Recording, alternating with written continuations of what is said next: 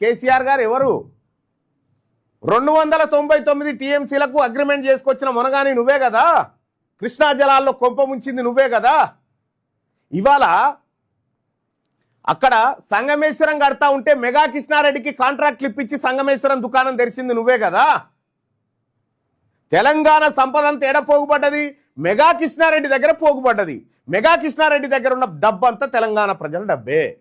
మహేం రామేశ్వరరావు దగ్గర ఉన్న డబ్బంతా తెలంగాణ డబ్బే.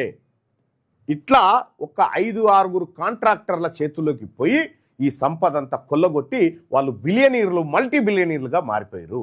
వాస్తవానికి తెలంగాణ ప్రజల సొమ్మది. వాళ్లకు దోచిపెట్టడానికి వీళ్ళు ముఖ్యమంత్రులు అవుతా ఉన్నారు తప్ప ఈ ప్రజల కష్టం చూడడానికి, వాళ్ళ కడుపును నింపడానికి ఏమాత్రం ఈ ప్రభుత్వాలు పనిచేయడం లేదు.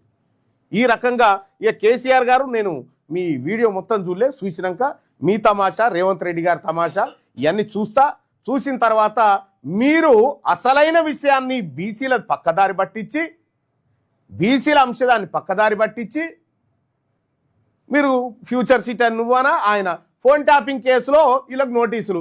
రేవంత్ రెడ్డి గారు నేను ఛాలెంజ్ చేస్తా ఉన్నా, రేవంత్ రెడ్డి గారు నేను ఛాలెంజ్ చేస్తా ఉన్నా, నీకు దమ్ముంటే కేసీఆర్ని అరెస్ట్ చేయి, నేను రాజకీయాల నుంచి తప్పుకుంటా. నీకు దమ్ముంటే, నువ్వు నిజంగా మొనగానివే సీఎం అయితే కేసీఆర్ను అరెస్ట్ చేసి జైల్లో పెట్టు, హరీష్ రావును అరెస్ట్ చేసి జైల్లో పెట్టు, నేను రాజకీయాల నుంచే తప్పుకుంటా పో.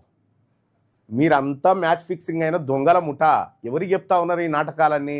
ఒక అంశాన్ని మర్పించడానికి ఇంకో అంశం తెర మీదకి తెచ్చేటువంటి ముఠా మీదంతా.